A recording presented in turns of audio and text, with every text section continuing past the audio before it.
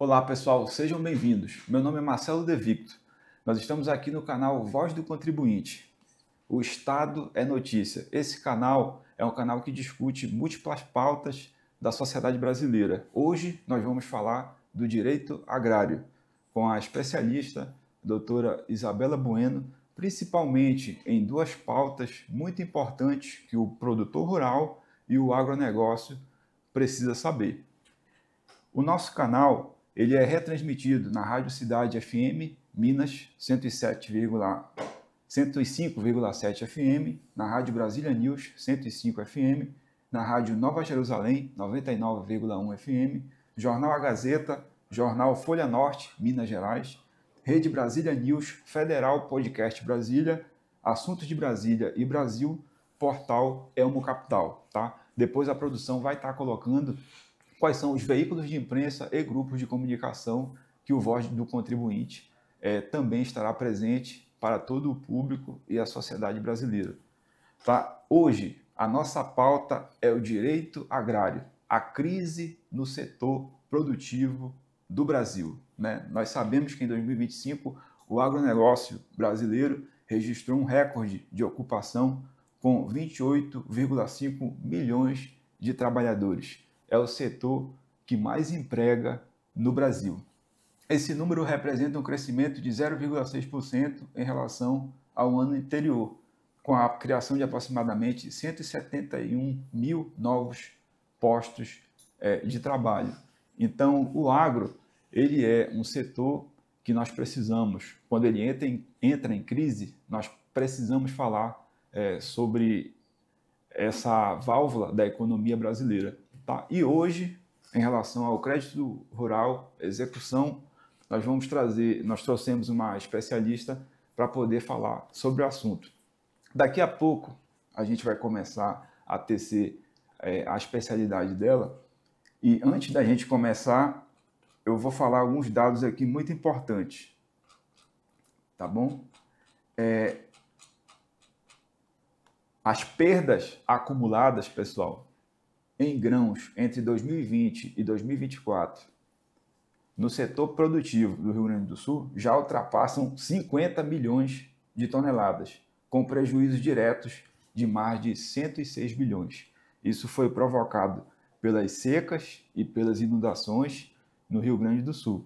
E atualmente, independente de qualquer visão em relação ao setor, do ponto de vista ideológico, o Plano Safra não tem atendido completamente os problemas que o setor enfrenta. E por conta disso, o setor produtivo hoje precisa de todas as alternativas possíveis para conseguir crédito, para conseguir sobreviver e continuar as suas atividades. Doutora Isa, seja bem-vinda, fique à vontade. Em primeiro lugar, bom dia, né? Eu agradeço muito de poder estar aqui contribuindo de alguma forma com esse tema tão rico para a população e para a economia do país, né? Como disse um colega advogado esses dias, o agro é vida. O agro é vida mesmo em todos os sentidos, porque ele exerce uma função social muito importante, porque ele gera alimento para as pessoas, né? Isso é vital. E ele é a válvula propulsora, talvez uma das maiores do país, para fazer a economia movimentar de forma crescente, né? De forma positiva. Exatamente. A doutora Isa, pessoal, ela é filha do ex-presidente da OAB da cidade de São José do Rio Preto, tá? Que é uma base forte do agronegócio. E a gente trouxe ela aqui porque, dentre algumas áreas que ela é especialista, o agro, principalmente na execução rural e prorrogação de dívida, são as áreas que ela comanda e ela vai falar sobre o assunto.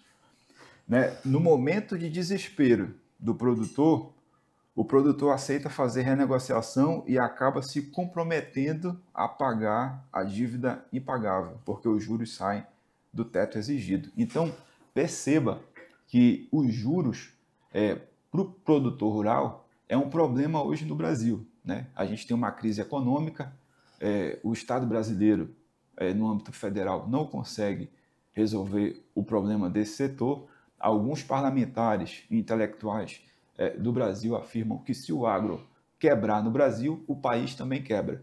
É o maior gerador de empregos do país, e a gente não está falando só do Rio Grande do Sul. No açaí, por exemplo, o maior produtor de açaí do mundo é o estado do Pará.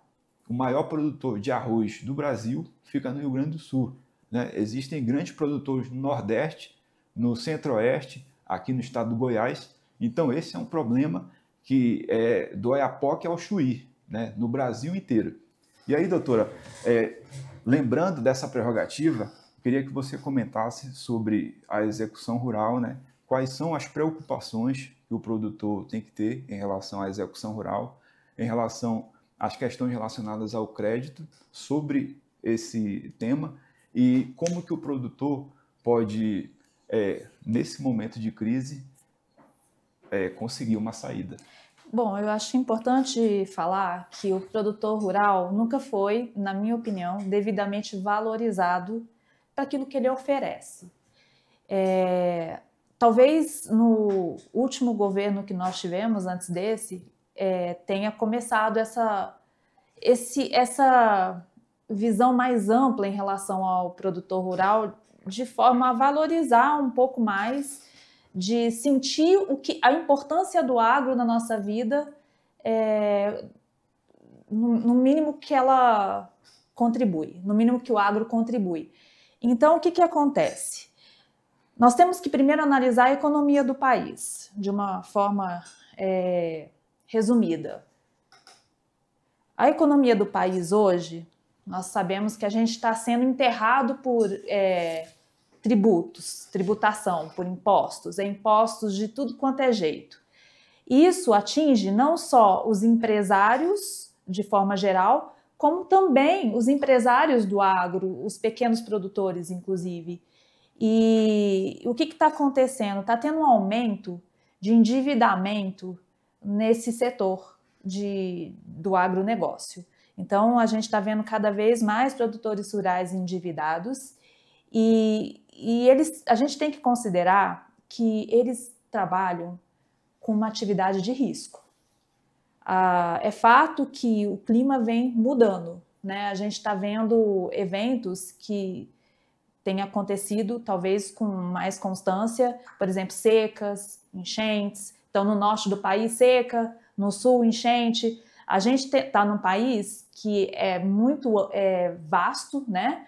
É um país muito grande territorialmente falando, então nós temos diversidade de climas, né? Então, assim, o ano passado, no sul, a enchente que arruinou diversas plantações, e no norte foi arruinado pela seca.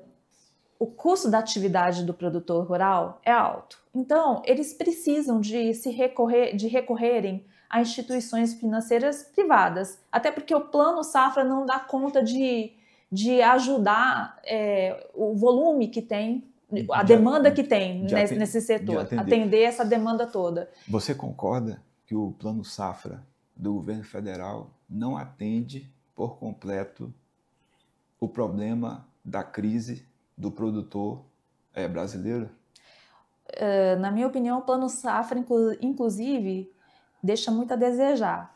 O Plano Safra 2024-2025, ele aumentou o volume, mas é uma ilusão achar que por esse aumento do volume ele vai poder contribuir mais com essa atividade que o produtor rural realiza.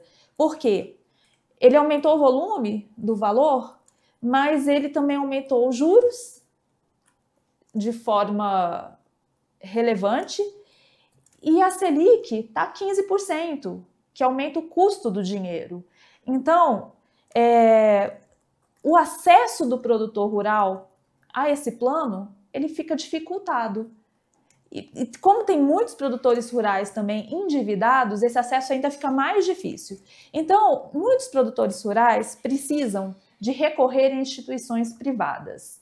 E eles vão lá, fazem um contrato com a cédula rural, cédula de crédito rural, fazem um contrato com essa instituição financeira para poderem ter acesso à cédula de crédito rural. E aí vão usar essa cédula de crédito rural, ela tem que ser voltada para a atividade do campo, a atividade agropecuária. Ela não pode se desviar da atividade agropecuária. Então, ela tem que ter esse investimento só nessa atividade. E aí ele usa esse valor, né, que ele recebeu do banco para fazer o plantio dele, toda a cadeia de produção. Ocorre que, como ele atua, ele trabalha com uma atividade de risco, no meio desse caminho pode ocorrer uma enchente, uma seca, que está fora do controle dele. Uma praga, uma guerra na Ucrânia, que aumenta o valor na Ucrânia com a Rússia, né? Que aumenta o valor do fertilizante, que aí encarece para ele. Então ele atua com vários fatores de risco externos que ele não tem controle. Exatamente. Macroeconômicos que ele não tem controle. Exatamente. E aí o que acontece? Isso vai prejudicar na colheita dele ou na comercialização daquele produto, de forma que ele não vai mais conseguir arrecadar aquele valor que ele esperava. E nós podemos concordar que o Plano Safra não pensou nessa prerrogativa dos acidentes que podem ocorrer até o término do crédito. Você concorda com isso? O Plano Safra não pensou na questão das guerras, nas eventualidades até a supressão do crédito. Você concorda que não houve esse cuidado, essa preocupação? Isso aí é reflexo da economia descontrolada, né? Porque o atual governo, a gente está vendo, ele atuar muito na parte da receita, ou seja, vamos sufocar as pessoas de impostos para poder gerar receita, né? Mas ele não está atuando na parte da despesa, ou seja, fazendo cortes que devem ser feitos. Porque não adianta você receber e gastar mais. E isso acaba atingindo o orçamento para o agro. Se eu não tenho muita receita porque ela está sendo corroída pela despesa, não vai sobrar para setores importantes. Exatamente. E é um tiro no pé porque quando você não estimula um dos setores que mais geram valores para a economia, você está prejudicando a economia também do país. Então, é um ciclo vicioso. Não sei se eu estou conseguindo me fazer explicar. Então, na verdade, o governo ele tem conhecimento desses fatores externos que podem afetar o agro. Ele não tem controle de orçamento para poder voltar um orçamento que dê conta de lidar com essas situações. Então, aí a gente volta para aquilo. O produtor rural ele vai precisar buscar instituições financeiras privadas. E continua. Exatamente o que acontece, tá, pessoal? Pessoal, o governo federal apresentou, certo, nesse último mês, o Plano Safra, que é da agricultura familiar, 89 bilhões para políticas de crédito rural, compras públicas, seguro agrícola, assistência técnica, garantia de preço mínimo, entre outros fatores, tá? Mas o resumo da ópera é que esse plano não atende à crise dos produtores no Brasil inteiro, né? Então, o governo apresentou uma proposta, é uma proposta que envolve o crédito rural com o objetivo lógico de ajudar o setor, mas essa proposta ela não é eficaz do ponto de vista de 100% de resolução do problema. Correto, doutor? 89 bilhões, você disse, para o pequeno e médio produtor, se eu não me engano, pequeno né? e médio, 89 bilhões da política de crédito rural. Para o produtor empresário, para os produtores empresários, né? Confirma aí para mim, foi 500 e pouco bilhões? Veja isso, é isso. 300 e poucos bilhões eu não tenho. 89 bilhões para a agricultura familiar, isso, né? E 78,2 bilhões são do Pronaf, isso, que este ano completa 30 anos. Tá, pessoal? Então, a gente já vai entrar agora, pessoal, na parte da prorrogação de dívida, tá bom? Então é importante deixar claro que o Plano Safra foi apresentado, né? Os produtores vivem um problema muito difícil no país, mas não consegue ser eficaz 100% para resgatar o setor, que, na nossa opinião, aqui da Voz do Contribuinte, de todos que fazem parte desse grupo, merecia mais respeito. O agronegócio brasileiro, a agricultura familiar do Brasil, com a quantidade de geração de empregos que esse setor faz no Brasil, fazendo com que a nossa economia não quebre de vez. Tá, doutora? Então, doutora, fica à vontade para falar da prorrogação de dívida. Então, vamos voltando. Então, ele vai lá, busca a instituição financeira, tem acesso a essa cédula de crédito rural, vai usar os valores na produção dele, na cadeia de produção, que inclui várias etapas, né? E aí acontece uma intempérie, algum fato que está fora do controle dele e ele não vai conseguir arrecadar esse valor que ele esperava arrecadar para poder, inclusive, pagar, quitar esse empréstimo que ele fez com essa instituição financeira. E para ele ter feito esse empréstimo, ele precisou de dar alguma garantia para o banco.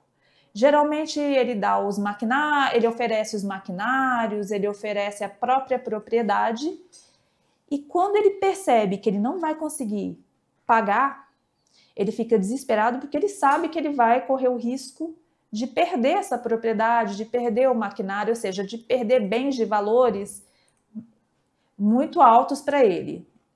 E ele então vai desesperado procurar a instituição financeira que cedeu esse crédito bancário para ele, esse crédito de cédula rural para ele, e tenta fazer uma renegociação. O banco, a instituição vê o desespero dele, o gerente, né, observa o desespero dele, se aproveita desse desespero e fala, não, vamos renegociar isso. Mas ele faz... E coloca vários juros. Vários juros. Mas como é que ele faz isso? Ele transforma aquela cédula de crédito rural numa cédula de crédito bancário, porque aí ele foge do teto de juros que a cédula de crédito rural é obrigada a seguir. Que é legal, tem uma previsão legal que, né, impõe esse teto de juros para o produtor rural poder ter essa facilidade de empréstimo, de financiamento da atividade dele. Então, esse gerente do banco ele vai fazer essa renegociação e vai transformar essa cédula de crédito rural numa cédula de crédito bancário para fugir dos juros. Então, o produtor rural que aquela cédula de crédito rural que teria 1% de juros de mora por ano, vai passar muitas vezes a ter 1% de juros de mora por mês. Certo. Os juros remuneratórios também vão se elevar. Então, no final, eu estou falando aqui a título de especulativo, aqui de exemplo, no final, aquele empréstimo que era de R$500 mil, isso para o pequeno produtor, vai se transformar aí em 1,5 milhão, 2 milhões, vai ficar impagável para ele. Vai ficar impagável para ele. Pessoal, lembrando, você produtor rural, você empresário do agronegócio, né, os funcionários do agro, enfim, toda a sociedade brasileira, preste atenção nesse momento. O teto de juros do crédito rural, ele pode ser impositivo, mas ele não pode ser abusivo. Ele não pode ser abusivo. Tá? Ele pode ser impositivo, mas não pode ser abusivo. No momento que você perceber algum abuso, procure um advogado, procure um especialista. No final, nós vamos deixar o e-mail e o telefone da doutora Isa Bueno, que é a especialista do contribuinte nessa área, do Voz do Contribuinte nessa área, para você entrar em contato. Mas você fica à vontade para resolver esse problema com um especialista. Não deixe que o seu crédito rural se torne um juros abusivo e que você não merece pagar.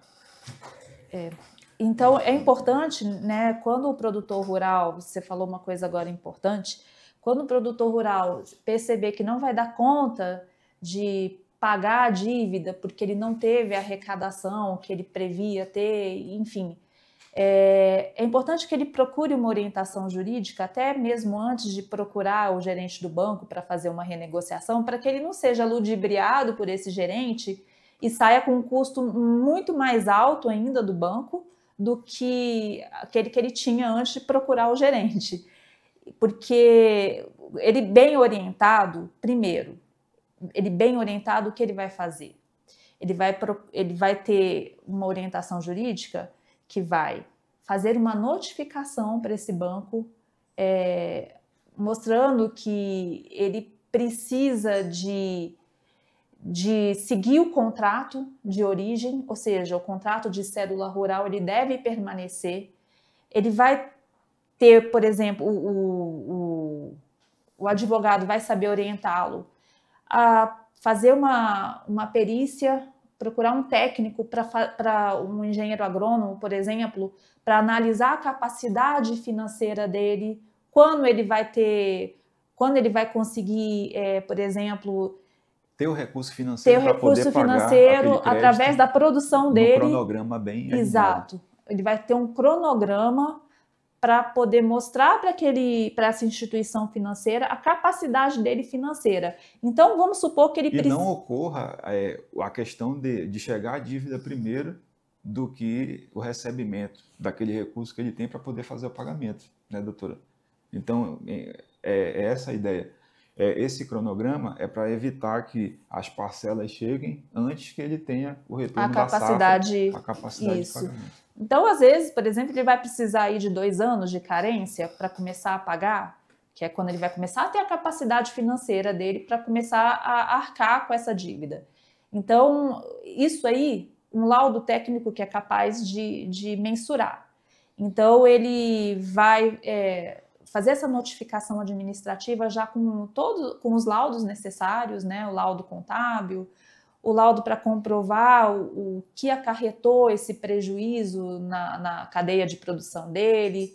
Aí ele já notifica administrativamente esse banco, essa instituição financeira, que muitas vezes já fala, ok, vamos fazer esse alongamento da dívida dentro dos parâmetros do contrato de origem, ou seja, da cédula de crédito rural, ou às vezes o banco não vai, mesmo com a notificação, concordar, e aí ele vai precisar então de recorrer à justiça.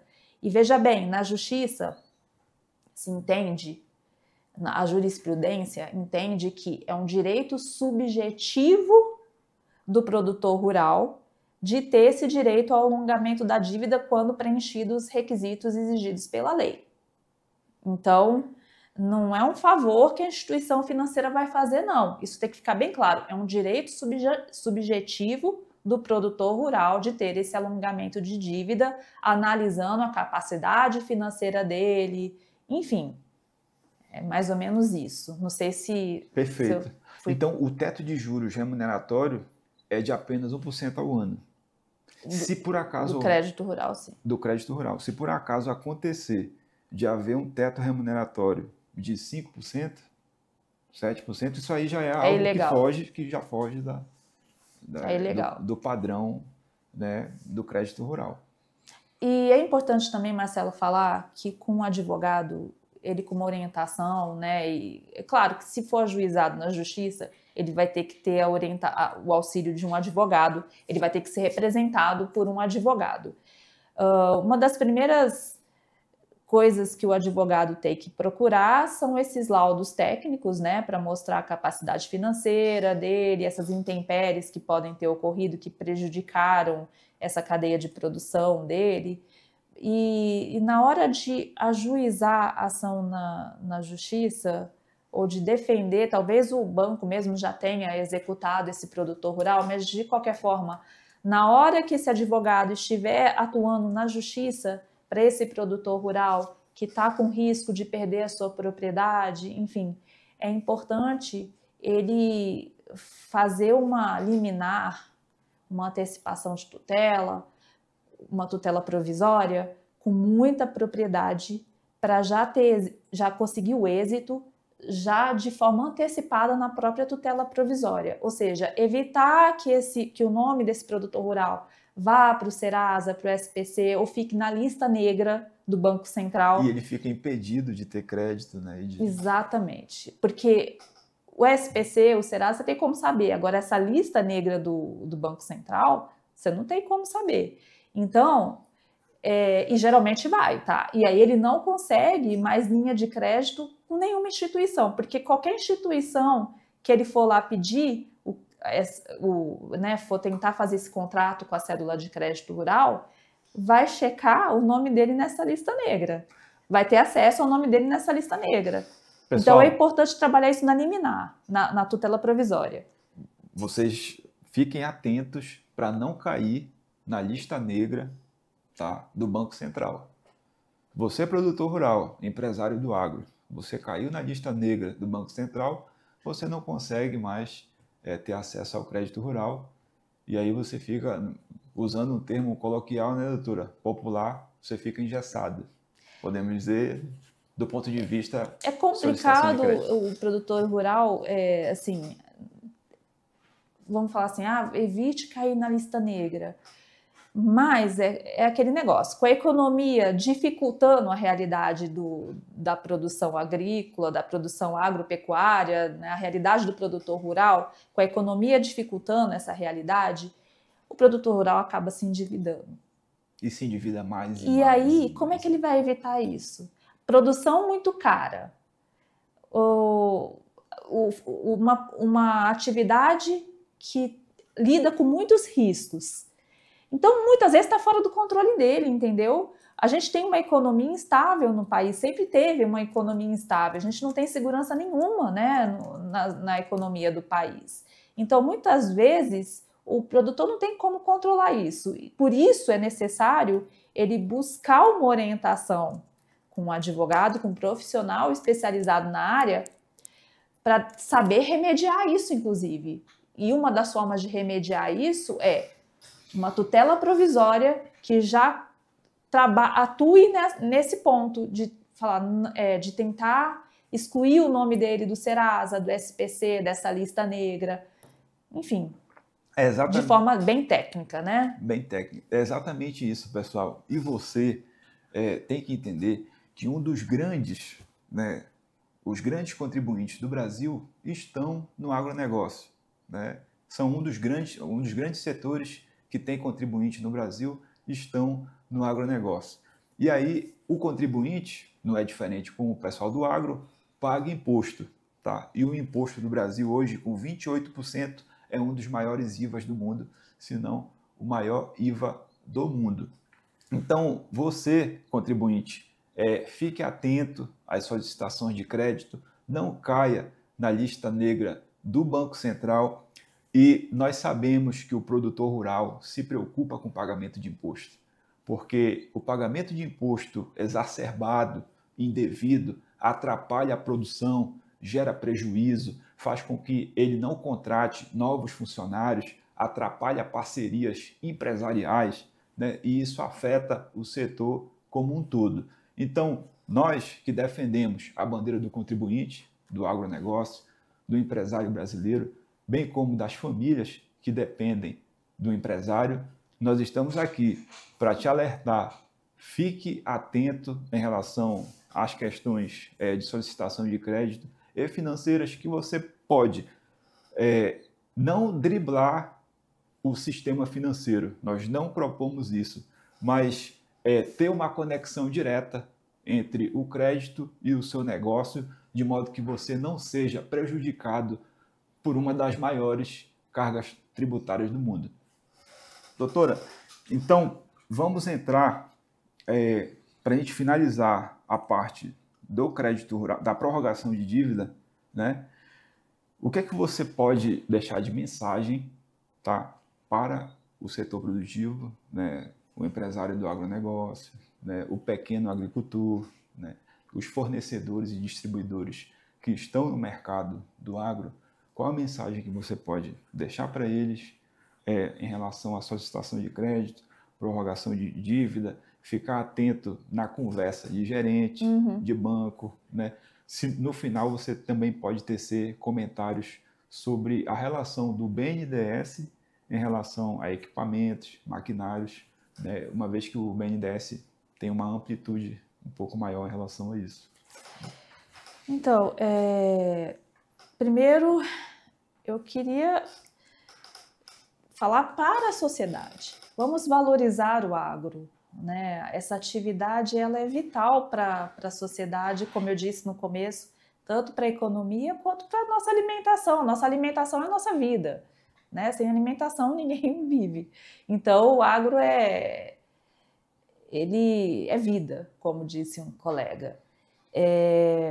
Para o produtor rural, né, pequeno, médio, empresário, não deixe, percebeu que as dificuldades estão fazendo com que a atividade comece a ter dificuldade de caminhar, percebeu que já está se endividando, não vai dar conta, né, de arcar com essa dívida, que houve uma intempérie que prejudicou, né, a colheita ou a comercialização, enfim, qualquer etapa da cadeia produtiva, já procure uma orientação jurídica, porque quanto mais cedo o produtor rural tiver essa orientação jurídica, menor vai ser o prejuízo dele. Então, esse é o meu conselho.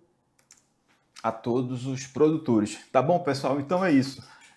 Vamos agora entrar, e aí eu peço mais atenção ainda de você do agronegócio brasileiro, bem como de todos os telespectadores, né, quem está assistindo a gente nesse momento, que o agro, pessoal, é uma ideia. O agro tem um perfil, o agro tem conexões. Eles representam, muitas vezes, questões ideológicas, né? Então, o agro é uma forma de pensar, é uma visão de mundo. E dentro dessa visão de mundo, às vezes, o agro pode ser vítima também de certas ideias, de certas formas de pensar, né, que são injustas com o agronegócio brasileiro, que gera empregos, né, que faz com que a nossa economia cresça. E o agronegócio, doutora, é responsável por diversos outros mercados. Perceba o mercado dos fertilizantes, né, que é beneficiado por causa do agro. Perceba o mercado dos equipamentos, maquinários, que são também beneficiados pelo agro. Então, tudo aquilo que o agro precisa para se desenvolver, tudo aquilo que ele precisa para se desenvolver, também gera emprego, gera o desenvolvimento multissetorial, que é sempre a nossa proposta aqui no Voz do Contribuinte, pessoal, desenvolvimento multissetorial. Enquanto certas pessoas falam em desenvolvimento local, nós propomos o desenvolvimento multissetorial. Pois bem, a doutora Isa, que é a nossa convidada de hoje para falar do direito agrário, é uma pessoa que no passado, uma advogada que foi prejudicada por um certo tipo de perseguição, e ela já vai comentar sobre esse assunto, e nós resolvemos trazer ela aqui porque nós acreditamos que em muitos momentos o agro é taxado com uma imagem injusta.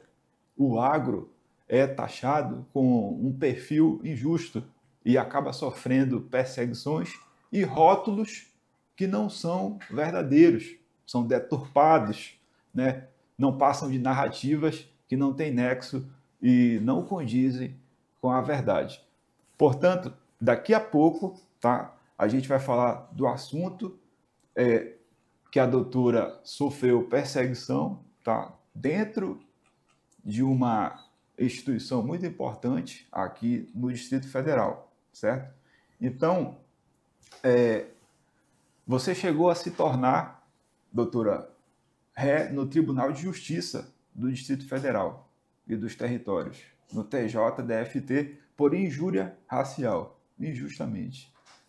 Então, você acha que os estereótipos e as políticas públicas implementadas no Brasil por certos agentes politizados podem provocar o que chamamos de preconceito reverso ou, na verdade, podemos esquecer esse termo?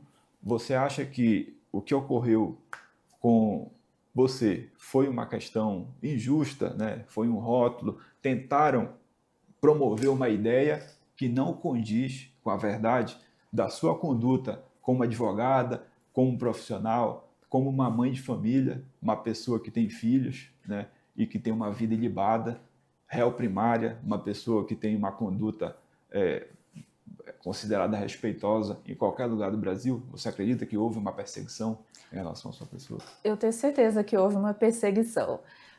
Foi um momento muito difícil, né, para mim, em todos os sentidos, emocionalmente, profissionalmente, no âmbito familiar, porque vai afetando todos os setores de nossa vida esse tipo de acusação.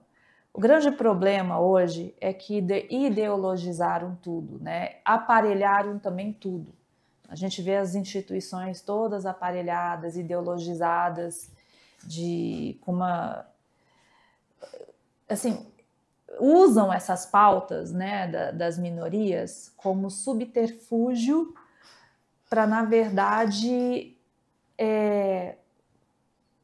como é que eu posso falar? Na verdade, trazer um fundo político nisso, um fundo partidário, inclusive, nisso.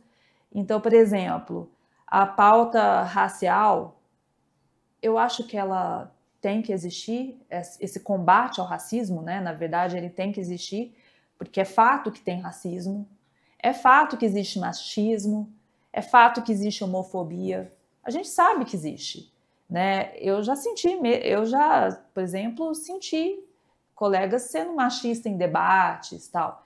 Mas como é que a gente lida com isso? A forma que a gente lida com isso é que está errado. Por quê? E como aparelharam tudo, muitas vezes essas pautas são desvirtuadas para caminhar na falsa acusação e provocar o cancelamento político daquela pessoa. O intuito é o quê? Eu vou cancelar politicamente aquela pessoa para que ela não participe mais do debate. Porque aqueles que falam que defendem tanto a democracia, na verdade, eles não querem que quem pense diferente possa participar do debate. Exatamente. Isso mostra a fragilidade de argumentos deles. Porque se eles tivessem uma riqueza de argumentos, eles não estariam preocupados com o argumento da parte que pensa diferente. Você concorda? Exatamente. Pessoal, essa notícia da doutora Isa, em todo o Distrito Federal, em todo o Brasil, ela foi divulgada através do portal Metrópole. Inclusive, você pode entrar agora, tá? No portal Metrópole. Lá vai estar o seguinte título: advogada denuncia colega de profissão à polícia por injúria racial no Distrito Federal. Tá? Você pode acompanhar na íntegra, você pode acompanhar a notícia. Doutora, a gente pode citar o nome da advogada? Não, Tá. melhor não. Uma advogada, tá, pessoal? Resumindo a situação, uma advogada, ela de 30 anos registrou essa ocorrência contra a doutora Isa, né? E aí querendo promover a ideia de que ela é uma pessoa preconceituosa, de que ela é uma pessoa isso, aquilo. E aí, ao final do processo, ficou provado que se tratava apenas de uma tentativa, né, infundada, de uma tentativa de querer passar a ideia de que ela é alguma coisa que ela não é. O que acontece, essa é a relação com o agronegócio brasileiro. Muitas vezes o agro é vítima de um perfil de acusações infundadas, que todo mundo sabe que o agro respeita a família, que o agro quer o bem das pessoas, o agro quer desenvolver o Brasil, e esse é o viés do agronegócio. Naquela situação, doutora, você acredita que tentaram fazer política dentro da OAB? O que acontece, Marcelo? Eu já tinha proposto uma ação contra o 5º Constitucional, né, na gestão que estava naquela época administrando a OAB, né? E isso já gerou uma certa retaliação a mim, né? E depois teve a demissão dos funcionários, demitiram em massa funcionários na época de pandemia. Então eu vi idosos ali desesperados, eu ajudei um pouco a tomar a frente em termos políticos disso, né? Eu vi idosos ali desesperados porque sabiam que iam perder emprego em plena pandemia e não iam conseguir mais, né, obter outro emprego tão fácil. E eram quem sustentavam as suas famílias. Então eu tomei a defesa deles, né, de forma... Eu até falei na Record, na época, a respeito dessas demissões. Então eu comecei a fazer uma oposição um pouco dura contra a gestão da OAB, e essa pessoa que fez a acusação contra mim, ela participava da gestão. Então foi muito bem arquitetado por ela e pela gestão. Era muito conveniente tentar me queimar, me cancelar, para que eu não falasse mais. Doutora, você que é uma intelectual, né? Uma mulher com bastante conhecimento, você acredita que na nossa sociedade, no Brasil hoje, por diversos momentos,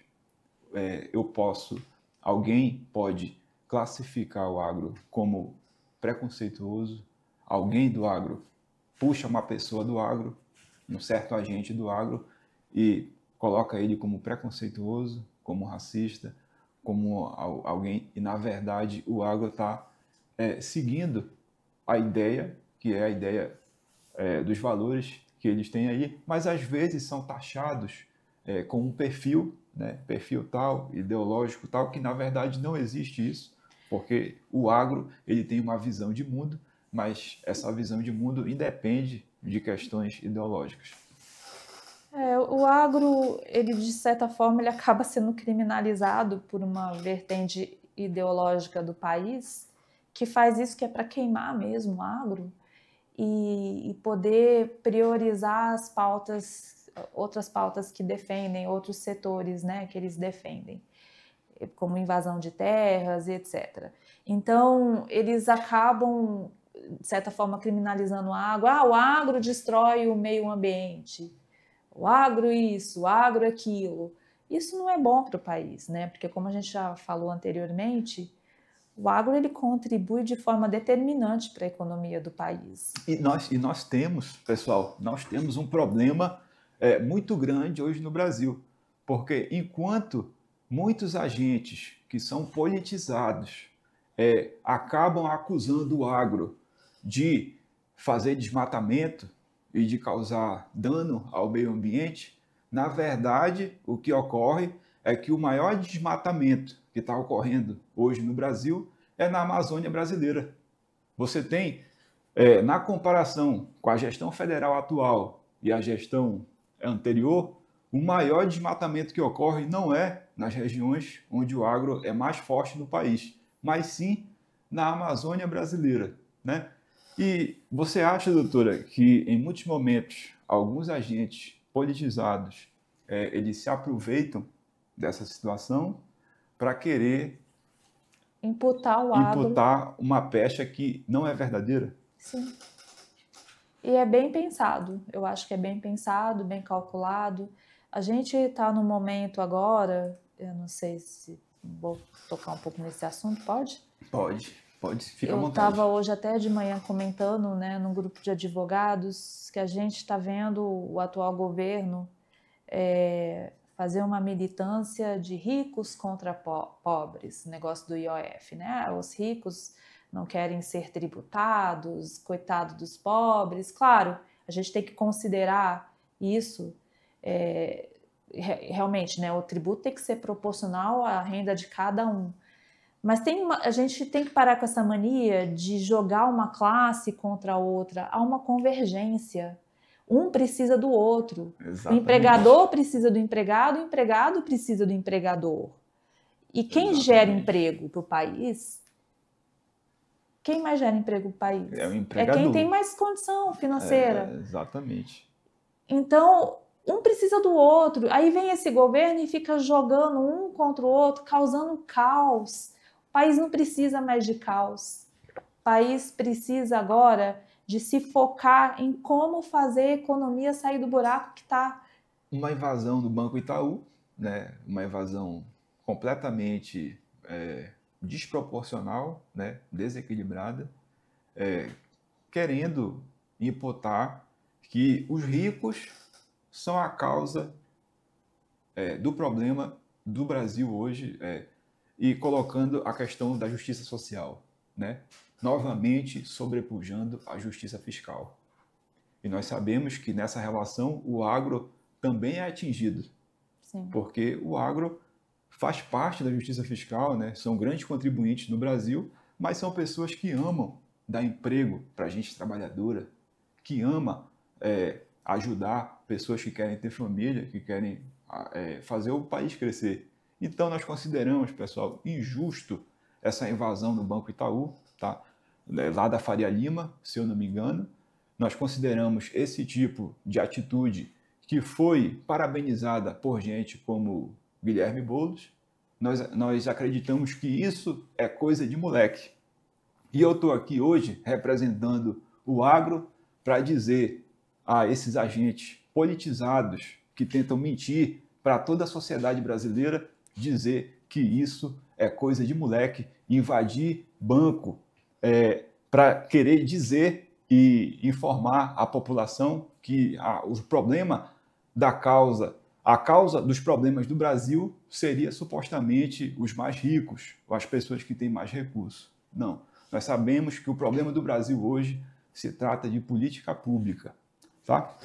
Então, é importante que se diga, doutora, alguns fatores muito importantes. Tá? A gente vai fazer um pente fino, pessoal. Nós vamos fazer um pente fino agora no agro. Tá?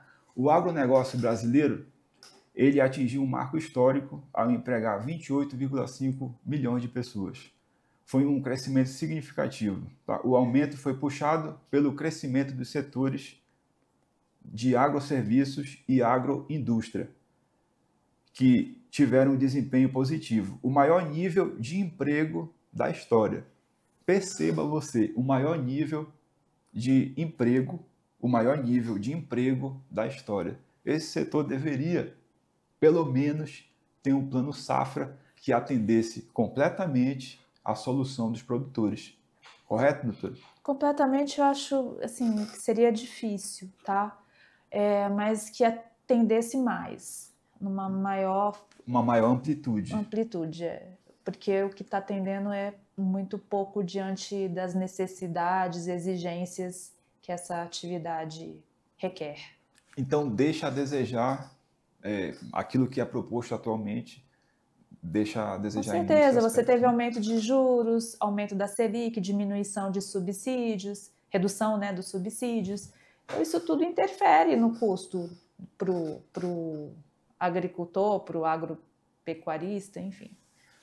Nós tivemos também, pessoal, a renda, em relação à renda e à formalização, né, houve também um aumento na média e a formalização do emprego no setor, tá bom?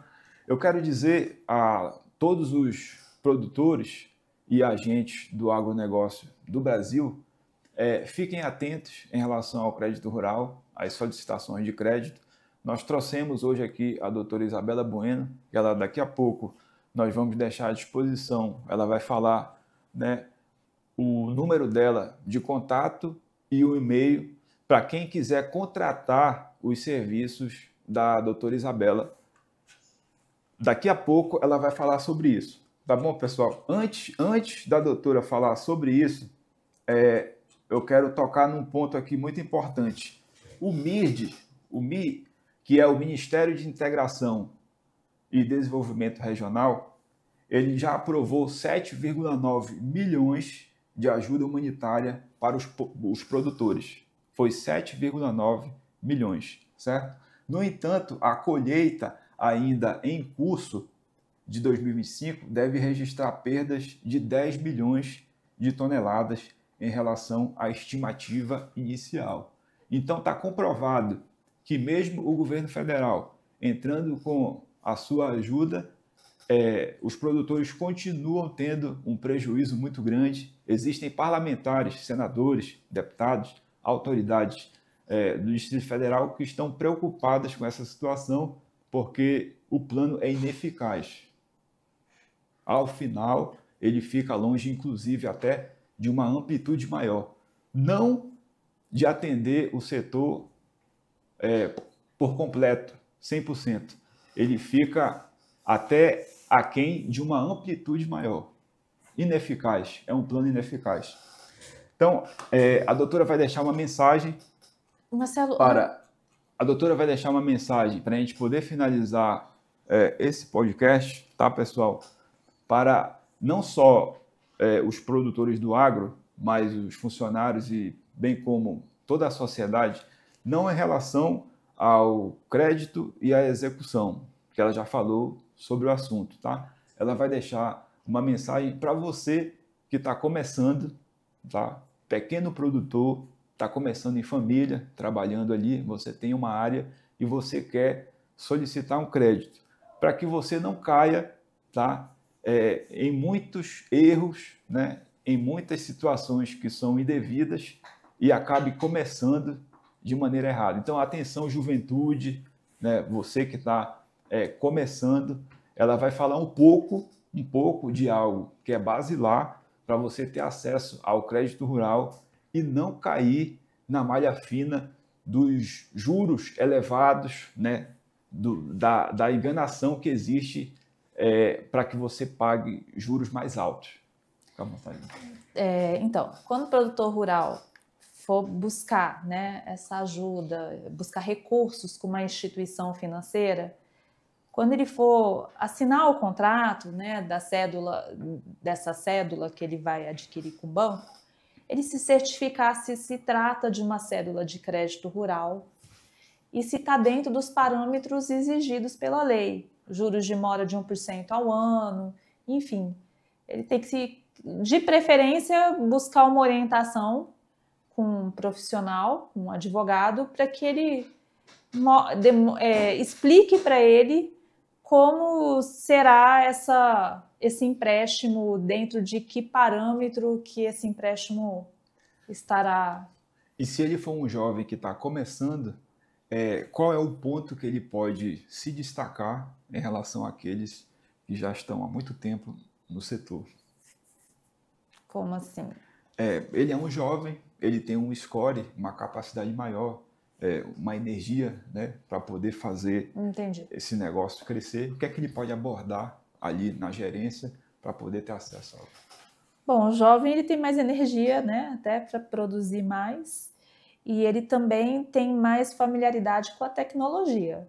Então, com os equipamentos digitais, né, do agro, etc. Tudo. Então, a tecnologia ela tem um custo alto, né, geralmente. Então, aí vai precisar realmente de buscar esse recurso financeiro, né?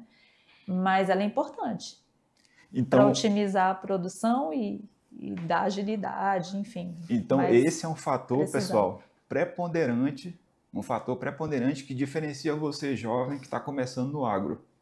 Você, produtor, jovem que está começando. Um fator preponderante. Você tem mais domínio sobre as tecnologias, as ferramentas digitais. Todo mundo sabe que isso acelera a produção, acelera o setor. E isso te coloca numa posição de vantagem em relação ao concorrente que não tem acesso às mesmas tecnologias, né? Por uma questão aí das mais diversas. Tá bom? Marcelo, desculpa te interromper, eu acho importante só à vontade, doutora, frisar o ponto lá da injúria racial que eu respondi, para deixar bem claro que eu obtive êxito, tá? A gente conseguiu trancar essa ação no habeas corpus, porque não teve materialidade e nem autoria, né, a turma entendeu que não tinha uma materialidade minimamente comprovada e nem autoria, por consequência. Você não tinha nada a ver com aquele fato que ocorreu, que tentaram impor a você, como se você estivesse praticando. E aquele fato não procedia na narrativa que eles queriam. Até na decisão o relator chamou de retórica. Ou seja, uma imaginação da cabeça de quem produziu esse fato e foi bem articulado pelo restante do grupo. Que é o que muita gente faz em relação ao agro, né? Tenta colocar a pecha de que o agro é isso, é aquilo. Hoje nós sabemos que se o agro quebrar, o Brasil quebra. E nós que defendemos, você, doutora, que tem funcionário também, escritório em Brasília, nós que defendemos, pessoal, a voz do contribuinte, né? Nós somos a voz do contribuinte, nós trabalhamos pelo contribuinte do Brasil. É importante dizer ao agro que nós estamos aqui à disposição, tá? Defendendo os interesses do país, não é de um setor, é do país, tá bom? Contem sempre conosco. Para finalizar, doutor, essa questão da perseguição que você ocorreu, quais foram os fatores? Porque enquanto isso estava ocorrendo, estava na mídia. Uhum. O seu nome estava na mídia. 9 vezes no Metrópolis, na Globo, enfim. Saiu 9 vezes no Metrópolis, né? A sua reputação, a sua imagem foi manchada, que é o que ocorre muito com o agronegócio brasileiro. Quais foram as sensações externas que você sentiu durante esse processo, né? Xingamentos, retaliações, né? Rejeições? Na verdade, seguiu muito a polarização que já existe, né? Então, teve muita gente que me atacou, a ponto de eu sentir até minha integridade física ameaçada, tomara que ela leve um tiro na cabeça, tinha mensagem desse tipo. E também eu tive muito apoio, então foi bastante dividido isso. Muita gente criticando, muita gente apoiando no sentido de estarem conseguindo visualizar a realidade. É perseguição, é cancelamento político, até mimimi, enfim. Então, você vê que até nisso ficou aquela divisão ideológica, né? De um lado, a turma da torcida X e do outro da torcida Y. Mas, em termos de... Eu me senti muito exposta, emocionalmente bastante abalada, mas eu tenho muita fé. Eu sempre tenho muita fé em tudo. E eu acho que uma coisa que eu refletia muito, acho que tudo na vida serve para a gente refletir. Por que isso está acontecendo? Eu sei que racista eu não sou. Eu sei que racismo eu não cometi. Mas tem que ter um motivo para isso estar acontecendo comigo. O que eu preciso de refletir? E aí eu comecei a buscar o porquê que eu estava passando por aquilo. E eu tenho hoje minhas conclusões, que não cabe aqui eu explanar. Mas em nenhum minuto eu perdi minha fé. Eu falei, eu sei que... Eu até falei numa das matérias lá, acho que foi no Metrópolis, eu falei, a justiça divina fará parte dela, eu tenho certeza disso. Então, teve um dia que eu ajoelhei no chão mesmo, de verdade, e eu falei, Deus, me ajuda, faz a justiça que eu mereço. Então, depois que eu ajoelhei no chão com muita fé, as coisas começaram a caminharem bem dentro do processo a meu favor. E eles foram até o último recurso que tinha possibilidade de ser apresentado para tentar condenar você, para mas tentar não reverter. conseguiram. Não, eu peticionei também, o meu advogado peticionou, ele peticionava de um lado, eu peticionava de outro, porque ele entrou com habeas corpus, ele era o impetrante, o paciente. Então, ela tá peticionando, então vamos peticionar também, porque na verdade ela nem poderia ter recorrido, porque o habeas corpus, a parte é o impetrante, paciente e o juiz que vai julgar, a turma que vai julgar. Ela não fazia parte mais, ela não era parte no processo de habeas corpus, ela não tinha legitimidade para recorrer. O MP, ele atua apenas como fiscal da lei, nem o MP, assim, a jurisprudência entende que nem o MP tem legitimidade para recorrer num habeas corpus, porque ele não é parte, ele é fiscal da lei. Então a gente alegou isso, né, perante o STJ, mas o STJ entendia que ela não poderia debater os fatos. A súmula 14, eu acho, do STJ, não pode debater fatos em recurso especial. Então ela batia na trave nisso, entendeu? E aí foi, e a gente obteve êxito. No final você saiu vitoriosa. No final eu saí vitoriosa e já até ganhei, inclusive, um processo contra uma pessoa que na época pegou carona com ela e difamou, injuriou, já ganhei danos morais. Então, enfim, é isso. Então é isso, pessoal. A verdade sempre aparece, tá? Então, você pode estar sofrendo perseguições, uma série de retaliações, né, por uma questão ou outra, mas a verdade sempre aparece.